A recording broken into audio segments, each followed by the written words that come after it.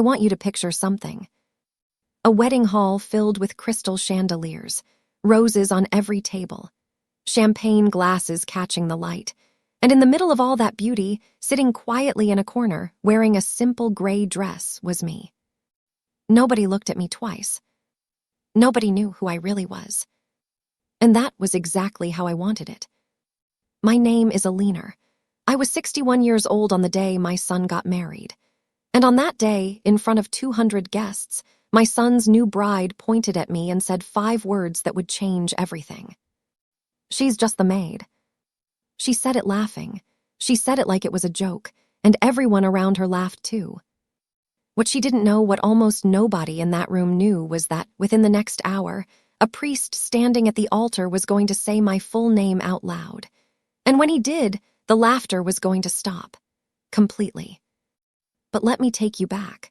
Because to understand why that moment hit so hard, you need to understand who I really was and why I spent 20 years hiding it. I wasn't born wealthy, far from it. I grew up in a small house with a leaking roof, the daughter of a mechanic and a seamstress. We didn't have much, but we had pride. My father used to say, "Nobody can steal your name if you never sell it cheap." I didn't understand that as a child. I understood it very well by the time I was 40. I married young to a kind, hardworking man named Thomas. We built a small business together, nothing fancy at first, just a modest supply company. We worked long hours. We fought hard for every contract. And slowly, painfully, year after year, that small business grew into something much bigger than either of us ever imagined. By the time I turned 45, our company had offices in 3 cities. We owned buildings. We employed hundreds of people.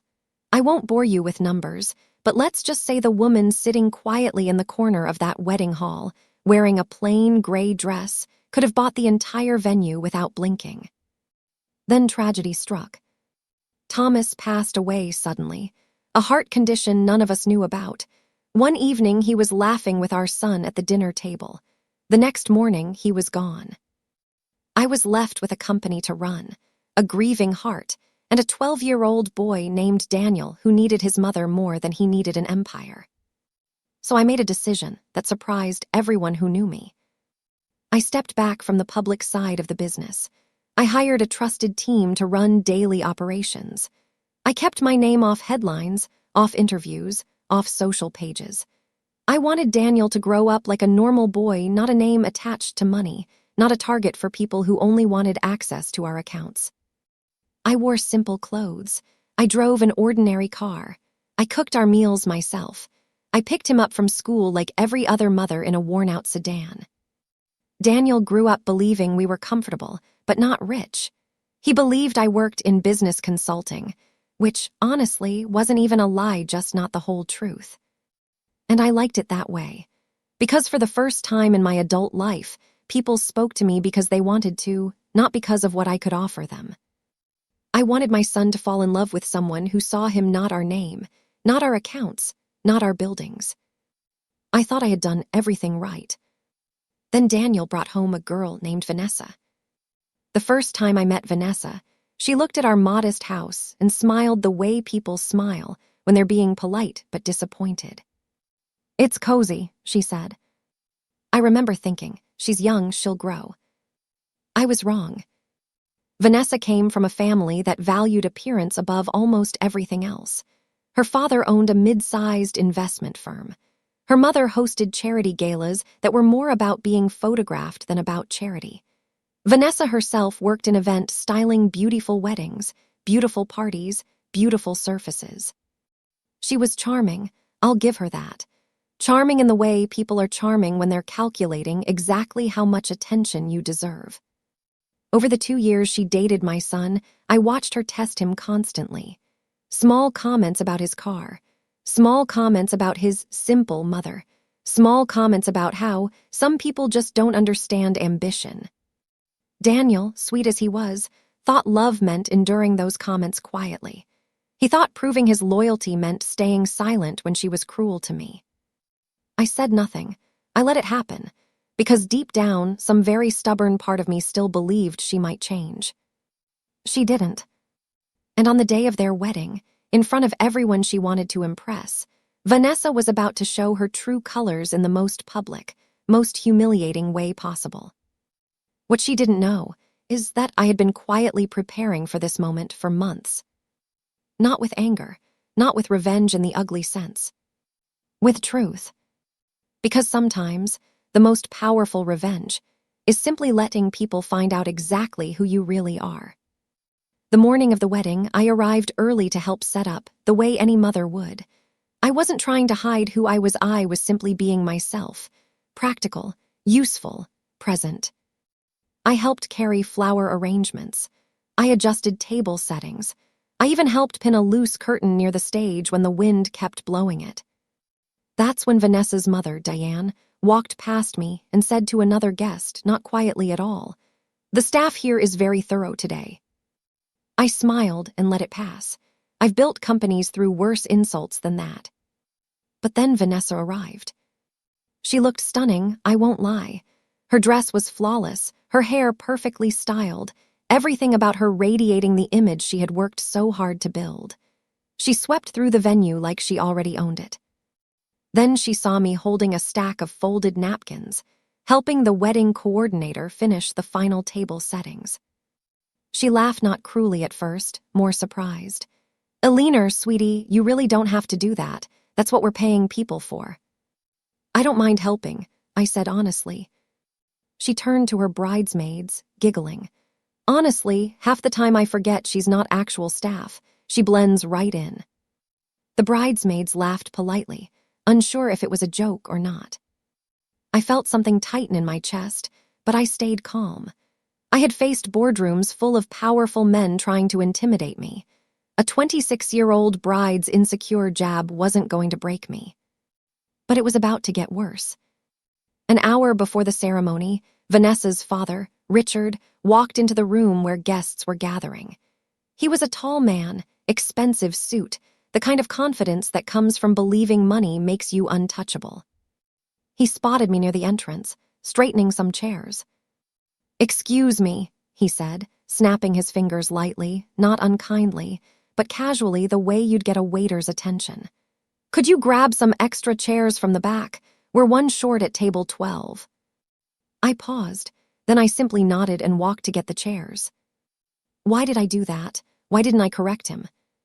Because in that moment, I wasn't thinking about my pride. I was thinking about my son's happiness. I didn't want to make a scene before his wedding even began. I told myself, let them think what they want. Today isn't about me. But fate, or maybe timing, had other plans.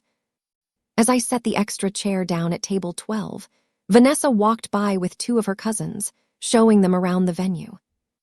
"And this," she said, gesturing toward me with a playful little laugh, "is basically part of the furniture. Comes with the family. Very handy, actually cooks, cleans, arranges chairs. Honestly, she's just the maid at this point." Her cousins laughed. I froze for half a second. Not because the words hurt, though they did, but because I realized, right then, how deeply she believed it. This wasn't a joke to break tension. This was how she genuinely saw me. I looked over at Daniel, standing near the entrance in his tuxedo, greeting guests, completely unaware of what had just been said. My sweet boy. He had no idea the woman he was about to marry had just called his mother, the maid, in front of a room full of strangers. I took a slow breath. And for the first time in 20 years, I felt something shift inside me. Not anger exactly, something quieter, something stronger. Resolve. I want to be clear about something, because this matters for the rest of the story. I did not plan to embarrass Vanessa. I did not plan a grand reveal designed to humiliate her. What happened next wasn't a scheme I built out of spite. It was simply the truth, arriving at the exact moment it was always going to arrive. You see, months earlier, when Daniel told me he was engaged, I made one quiet request. I asked if I could choose the priest who would perform the ceremony. Daniel didn't think twice about it. "Of course, Mom, whatever you want." He didn't know why I asked. He assumed it was sentimental maybe. I wanted a priest connected to his late father. The real reason was simpler and far more personal. The priest I chose was someone I had known for over 15 years. Father Michael had officiated my husband's funeral. He had guided our family foundation's charitable work for over a decade. He knew my full name, my real, full legal name, the one printed on hospital wings, scholarship programs, and a well-known children's foundation. He knew exactly who Alina was.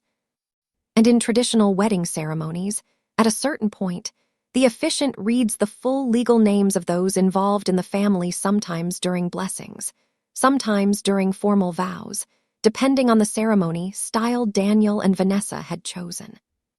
Vanessa's family had insisted on a very traditional, formal ceremony, the kind where families are introduced by their complete names out of old-fashioned respect and formality. They wanted grandeur. They wanted prestige. They wanted the ceremony to sound impressive. They had no idea what that formality was about to do. Weddings have a strange way of magnifying every emotion in the room. Joy becomes overwhelming joy. Nerves become trembling hands. And unfortunately, cruelty, when it exists, becomes sharper too. As the guests took their seats, I made my way toward the family section.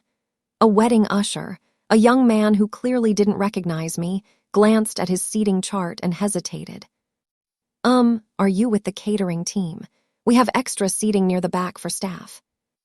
I smiled gently. "I'm the groom's mother." His face went pale. "Oh, I'm so sorry, ma'am. I didn't realize." "It's all right," I said, and I meant it. It wasn't his fault. He'd clearly been told something by someone. I later learned that someone was Vanessa herself, who had joked to the wedding staff earlier that morning that her mother-in-law might try to help serve food, so just point her to the back if she looks lost. She had said it as a joke. But jokes reveal truth more than people realize. I walked to the family section anyway and took my seat quietly in the second row, beside a few of Thomas's old friends who had come to honor his memory. If Vanessa noticed, she didn't say anything. She was too busy adjusting her veil, glowing with the kind of bright, confident happiness that comes easily to people who have never once doubted their place in a room. The music began. Doves, actual white doves, because nothing in this wedding was subtle, were released near the garden entrance. Guests gasped and smiled. I watched my son standing at the altar, hands trembling slightly, eyes shining with pure happiness as he watched his bride walk toward him. And despite everything, despite the whispers, despite being called the help, despite being nearly seated with catering staff, my heart swelled with love for him. Because no matter what happened next, this day was still about his joy. I told myself, one more time, let it go, Alina. Let today be about him. But the universe, it seems, had different plans. Father Michael stood at the altar, his voice warm and steady, guiding the ceremony with the calm authority of someone who had performed hundreds of weddings. The traditional vows began. The rings were exchanged. And then came the part Vanessa's family had specifically requested, the formal blessing of both families, where each side is introduced by their full name as a mark of honor and unity. Vanessa's side went first. "We are joined today," Father Michael said, "by the family of the bride Richard Alexander Whitmore and Diane Elizabeth Whitmore." Applause, smiles. Richard puffed his chest slightly, clearly enjoying the formality. Then Father Michael turned toward our side. "And joining the family of the groom," he continued, "his mother." He paused for just a moment, glancing toward me with a small, warm smile, the kind of smile someone gives when they know they're about to say something meaningful.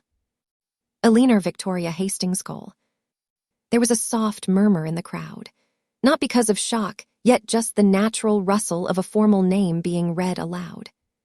But then Father Michael, perhaps sensing this beautiful, quiet woman deserved a moment of recognition after being so overlooked all day, added one more sentence, a sentence that was not originally part of the standard ceremony script. "Founder of the Hastings Cole Family Foundation, whose scholarship programs many of you here today may recognize." Silence. Complete, sudden silence. I watched the reaction ripple through the room like a wave. Richard's smile froze mid-motion. Diane's champagne glass paused halfway to her lips. And Vanessa, my son's bride, standing at the altar in her flawless white dress, turned slowly, her eyes wide, searching the crowd until they landed on me. You see, Hastings Cole wasn't just a name. It was the name behind the very building we were standing in. Because 3 years earlier, our family foundation had quietly purchased and restored this historic estate, transforming it into one of the region's most sought-after event venues, specifically to fund scholarship programs for underprivileged students. It was also the name attached to the investment fund that had, just 18 months earlier, provided emergency capital to save Richard Whitmore's failing investment firm from collapse, a deal handled entirely through intermediaries, because I preferred to stay out of the spotlight. Richard had been in one boardroom meeting during that entire rescue deal. He had shaken hands with our fund's representative, a professional woman named Grace, who had handled everything on my behalf. He had never once met me in that context. He had never once connected Eleanor, the quiet woman in the gray dress who fetched extra chairs, with Eleanor Victoria Hastings Cole, the name on the paperwork that had kept his company from shutting down completely and putting 300 employees out of work. I watched the realization crash over him in slow motion. His face went from confusion to disbelief to something close to panic. And Vanessa, sweet, sharp-tongued Vanessa, who had called me just the maid, not even 2 hours earlier, stood frozen at the altar, her bouquet trembling slightly in her hands. I need to pause the story here for a moment, because I want you to understand something important. I did not stand up. I did not smile in triumph. I did not make a speech. I simply sat there, quietly, the same way I had sat all day. Because true power, I've learned, never needs to announce itself. It only needs to be seen. Father Michael, perhaps realizing the weight of what he'd just revealed, gently continued the ceremony, guiding the couple back into their vows. To his credit, he handled it beautifully professional, warm, unbothered by the ripple he'd created. But the room had changed. Whispers moved from guest to guest like a spreading fire. Wait, Hastings Cole, as in the Hastings Cole Foundation. That's the woman who funded the children's hospital wing downtown. I thought she was just, I don't know, somebody's assistant. Isn't that the family that saved Whitmore Capital last year? I kept my eyes forward, focused on my son, who was staring at me now with an expression I will never forget: confusion, shock, and slowly, understanding. Daniel had always known, on paper, that our family had money. But I had shielded him so completely from the details of the foundation, from the scale of what our name meant in certain circles, that even he looked stunned hearing it spoken aloud in front of 200 people. He mouthed one word to me from the altar: Mom. I gave him the smallest, gentlest nod. Later, sweetheart, I'll explain everything later. The ceremony finished, vows completed, rings exchanged, the priest finally pronouncing them husband and wife. Everyone clapped, though the applause felt different now. Thinner, more distracted. As the newly married couple walked back down the aisle, Vanessa's eyes met mine for just a second. I expected anger. I expected embarrassment. What I saw instead was something closer to fear. Because Vanessa, unlike her father, was sharp enough to immediately understand the full weight of what had just happened. She understood that the woman she had spent 2 years mocking, joking about, calling the help in front of her friends, that woman held more influence over her new husband's family, her father's company, and quite possibly her own future, than anyone in that room had realized. And here's the part that mattered most to me. I hadn't done anything to expose her. She had exposed herself. Every joke, every dismissive comment, every "she's basically part of the furniture," all of it had been said in front of witnesses, recorded in the memories of 200 guests, long before anyone knew who I truly was. The truth hadn't punished her. Her own words had. At the reception, the atmosphere was noticeably different. Guests who had barely glanced at me all day now approached carefully, almost nervously, offering polite greetings.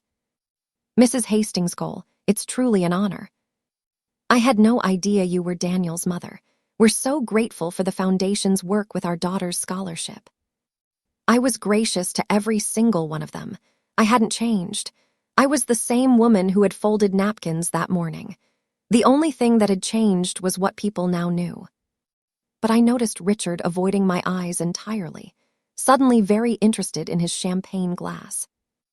I noticed Diane whispering urgently to Vanessa near the dessert table, both of them glancing toward me every few seconds.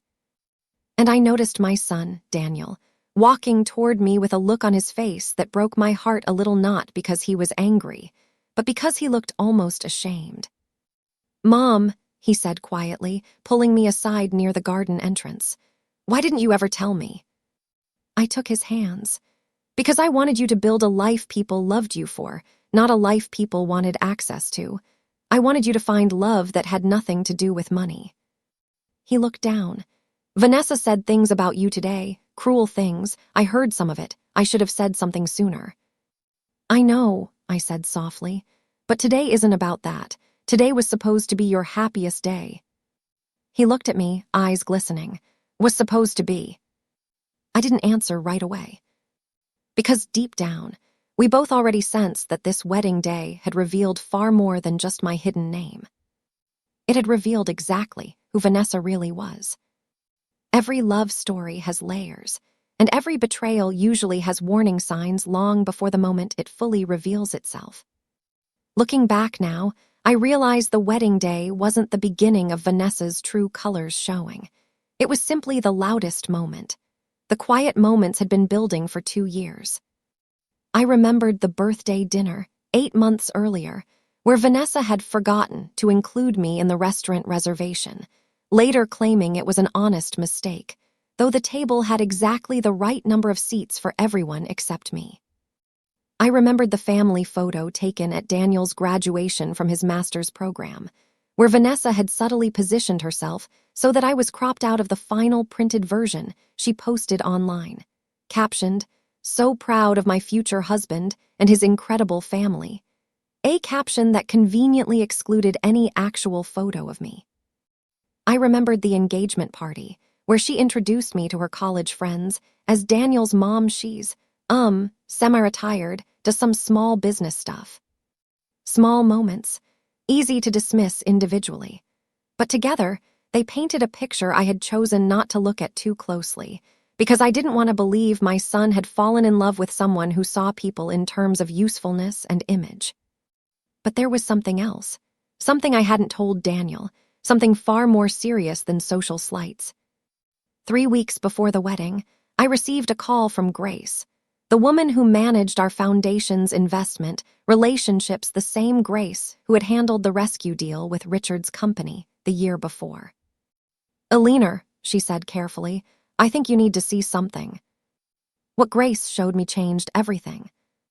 During the final review of Richard Whitmore's company financials, a routine check, before finalizing an extended credit line, something Richard had quietly requested weeks earlier without Daniel or Vanessa's knowledge, Grace discovered irregularities. Money had been moved, not stolen exactly, but shifted in ways that suggested Richard was preparing for something. Assets quietly transferred into accounts under Diane's name, property titles adjusted. The kind of paperwork trail that experienced accountants recognize immediately. It looked like Richard's company was in far worse condition than anyone realized, and he was preparing to protect his personal wealth before the company's problems became public. Which meant one very serious thing. Richard had been planning to ask Daniel, my son, his soon-to-be son-in-law, for a private personal loan, not a business loan through our foundation. A personal loan, quietly, family helping family, using the wedding and the new family bond as leverage. Grace had heard whispers of this plan through mutual business contacts. Richard intended to ask Daniel for access to funds shortly after the wedding, once the family relationship was formalized and, in his mind, obligated. He was planning to use my son. And Vanessa, based on certain comments Grace had heard secondhand from mutual acquaintances at her bridal events, appeared to know about her father's financial troubles and had not once mentioned it to Daniel. She had walked into this marriage carrying a secret that could have devastated my son financially, emotionally, and personally, all while openly mocking the very woman whose family foundation had already quietly saved her father's company once before. I sat with this information for weeks before the wedding, wrestling with what to do. Part of me wanted to warn Daniel immediately, but another part of me, the part that had learned patience through decades of business, knew that timing and proof mattered more than panic. I didn't want to destroy my son's wedding day with accusations that, while strongly suspected, weren't fully confirmed. I didn't want to be the meddling mother-in-law who tore apart a young couple's happiness based on financial paperwork. So I made a decision. I would let the wedding happen. I would let Daniel have his joyful day. But I would also make sure that, going forward, my son would never again be blindsided by anyone, including his new wife's family. I asked our foundation's legal team to prepare something. A private meeting, scheduled for 1 week after the wedding, where I would sit down with Daniel, just the two of us, and share everything, calmly, clearly, with full documentation. Not out of revenge. Out of love, out of protection. Because that is what a mother does, even when her son is grown, even when he has a wife of his own now. I never expected the truth about my name to come out at the wedding itself. But in hindsight, maybe it happened exactly when it needed to. Because now, Daniel already knew there was more to our family than he realized. And that made the harder truth, the truth about Vanessa and her father, a little easier to hear. 1 week after the wedding, Daniel came to my house alone. He looked tired. The excitement of newlywed life had already dimmed slightly, replaced by something heavier. I suspected Vanessa's family had spent the week doing damage control, trying to explain away the awkwardness of the ceremony. We sat in my kitchen, the same modest kitchen, where I had cooked his childhood meals, and I told him everything. I told him about Thomas and me building the company from nothing. I told him about the foundation, the scholarships, the hospital wing, the venue where his wedding had taken place. I told him why I had hidden it all these years, not out of shame, but out of love, wanting him to grow up grounded, not surrounded by people chasing our name. He listened quietly, nodding, occasionally wiping his eyes. Then I told him about Richard. I laid out everything Grace had found, the shifted assets, the quiet property transfers, the company's true financial state, and the strong likelihood that Richard intended to ask him soon, personally, urgently, for a significant loan, framed as keeping it in the family. Daniel sat in silence for a long time. "Do you think Vanessa knew?" he finally asked, his voice barely above a whisper. "I don't know for certain," I said honestly. "But based on what Grace heard, it's very likely she knew her father was struggling, even if she didn't know every detail." Daniel put his head in his hands. "She never told me, not once. Even when we talked about combining finances after the wedding, she never mentioned any of this." "That's the part that matters most," I said gently. "Not the money, Daniel, the silence, the dishonesty. That's what you need to think about. I want to be clear about something here, because this is the heart of what revenge really meant in this story. I didn't destroy Richard's company. I didn't publicly expose Vanessa's family financial troubles to embarrass them. I simply gave my son the truth and let him decide what to do with it. Because real justice doesn't always look like fireworks and dramatic confrontations. Sometimes, justice is simply removing the blindfold from someone you love and trusting them to see clearly for the first time. Daniel confronted Vanessa that same evening. I wasn't there, of course, but he called me late that night, his voice shaking. "She admitted it," he said. "She knew her dad was in trouble. She said she didn't want to burden me before the wedding. She said she was planning to tell me eventually. Once we were settled." "How do you feel?" I asked. There was a long pause. "Betrayed," he said quietly. "Not because he needed help. People struggle, Mom, I understand that. But because she let me marry her without telling me something this big.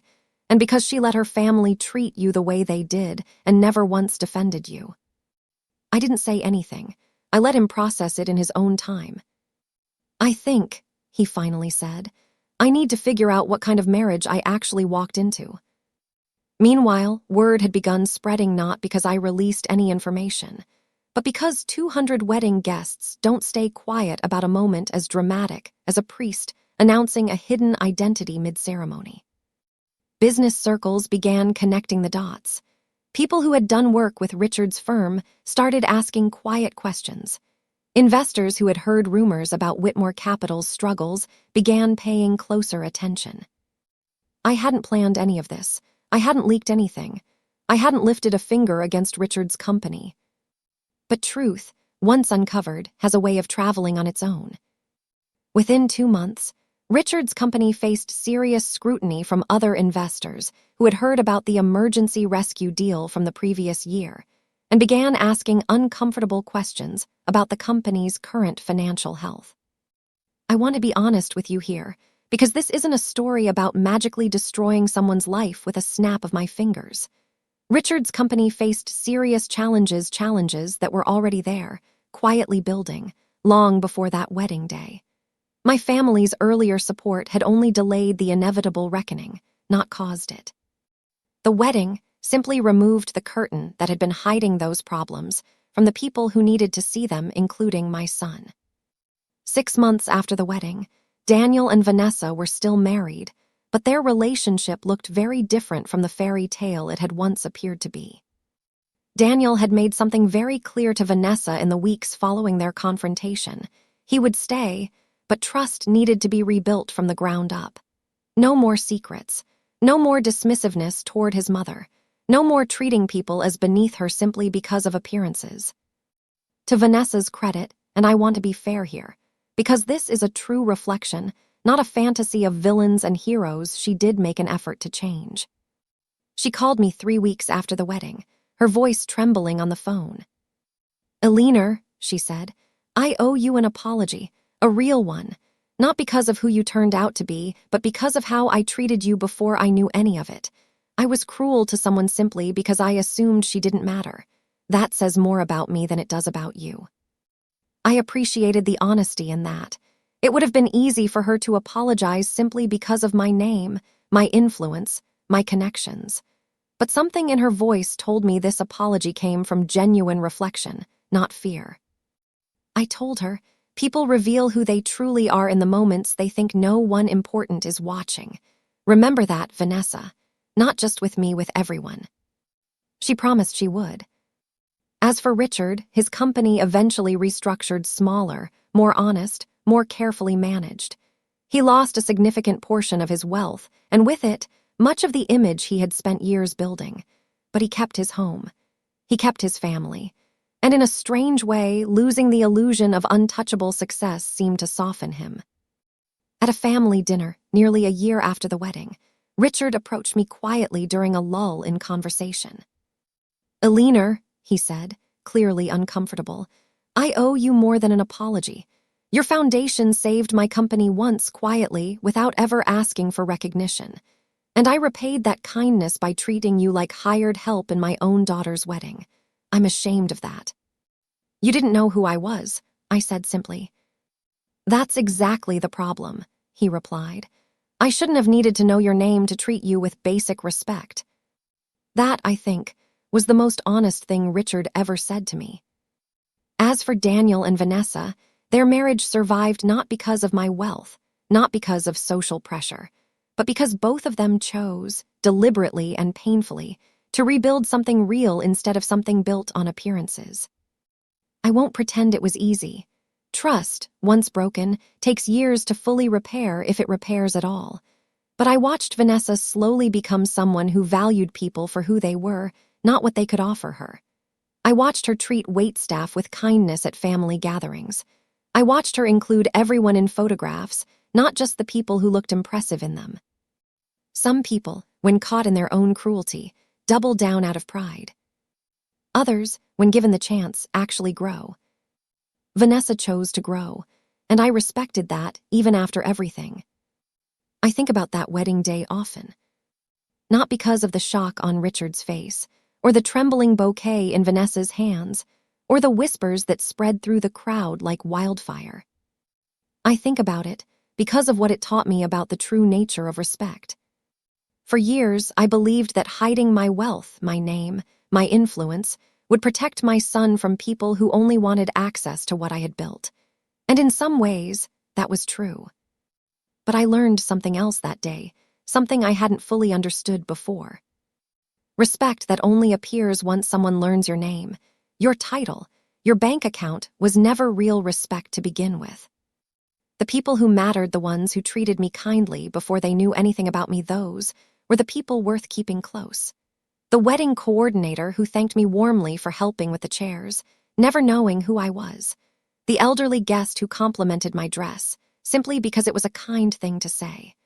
Those small moments of genuine warmth meant more to me than any amount of money ever could. And the people who dismissed me, mocked me, called me just the maid, their behavior revealed something about their character long before my name revealed anything about my identity. That's the lesson I want to leave you with today. You never truly know who is sitting quietly in the corner of the room. The woman folding napkins, the man carrying chairs, the person society tells you to overlook simply because they don't look important.